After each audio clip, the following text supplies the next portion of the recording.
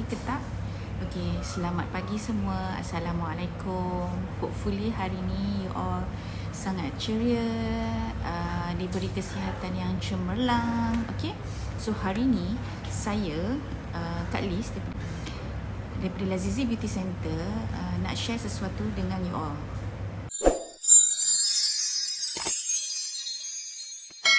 Okey, kepada sesiapa semalam yang malam tadi tidur kaki dia cramp. So kalau nak tahu cara macam mana untuk sembuhkan serta-merta sembuh serta-merta kaki yang cramp malam tadi tu, boleh tengok video ni sampai habis. Okey, kaki kita cramp. Pertama, saraf kita tak teratur lah. Saraf kita kembang ataupun urat-urat saraf kita masuk angin, kembang. Kita kekurangan zat dalam badan kita, sama ada kita kekurangan iron dalam badan ataupun faktor persekitaran. Maksudnya suhu bilik tu terlalu sejuk pun boleh mengakibatkan mengelakkan kaki cramp. Kaki cramp semasa tidur, first kali mungkin boleh buat macam ni. Ini apa yang saya amalkan, okey? Apa yang saya share dengan you all semua, apa yang Kak Liz share dengan you all semua adalah cara yang saya lakukan, yang saya amalkan selama ni. Okey, cara pertama, boleh minum air hangat sebelum tidur. Janganlah nak tidur sangat tu baru minum air hangat. Tak adalah, macam 1 jam atau 2 jam sebelum tidur tu, kenapa pula aku punya tudung ni sengit. Okey, 1-2 jam sebelum tidur tu boleh minum air hangat. Saya biasa amalkan Milo O lah, Milo O panas tu sebelum tidur. Keduanya, suhu aircon dalam bilik tu naturalkan lah, bukan natural, maksudnya yang agak-agak, jangan terlalu sejuk, jangan terlalu panas, macam itulah. Letak suhu yang bersesuaian dengan tubuh badan kita. Ketiga yang saya buat, biasanya akan letakkan minyak panas sikit lah kalau agak-agak rasa penat berjalan pada pagi.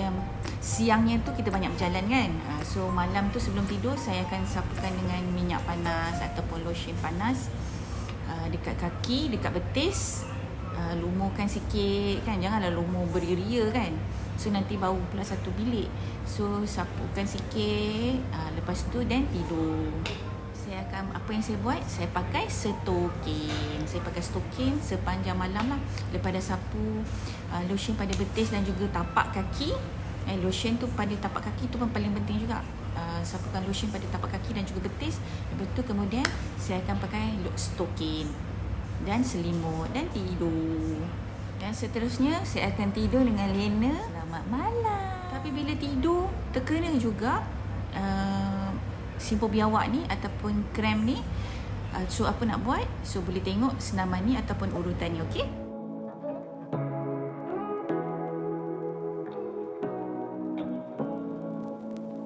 Say what you wanna say to me now. I wanna wake up with you in the morning. Show me there's nothing fake to me now. I wanna wake up with you in the morning. Say what you wanna say to me now. I wanna wake up with you in the morning. Show me there's nothing fake to me now. I wanna wake up with you in the morning.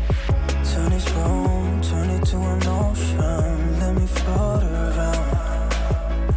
Eyes closed, like we're dreaming even when we're not. You and me got a whole other meaning, I don't know how. You and me just know how it feels when we're falling in love. Say what you wanna say to me now. I wanna wake up with you in the morning. Show me there's nothing fake to me now. I wanna wake up with you in the morning. Say what you wanna say to me now. I wanna wake up with you in the morning. Show me there's nothing fake to me now. I wanna wake up with you in the morning. We can do nothing at all. So what,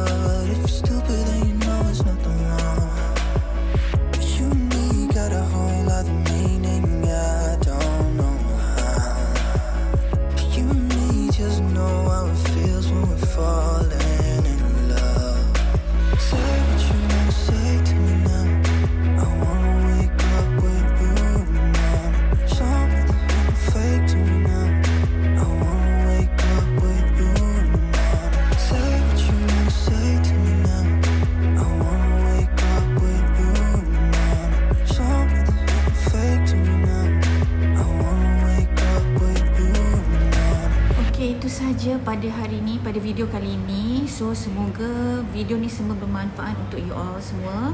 Okay, jika bermanfaat, silalah kasih saya like, komen yang baik-baik, okay, dan juga hopefully you all sudi nak subscribe saya punya YouTube channel ni, okay.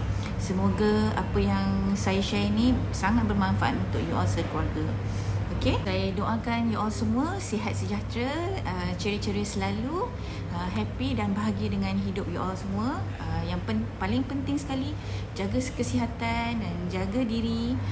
Be awesome, be better, be classy. Assalamualaikum.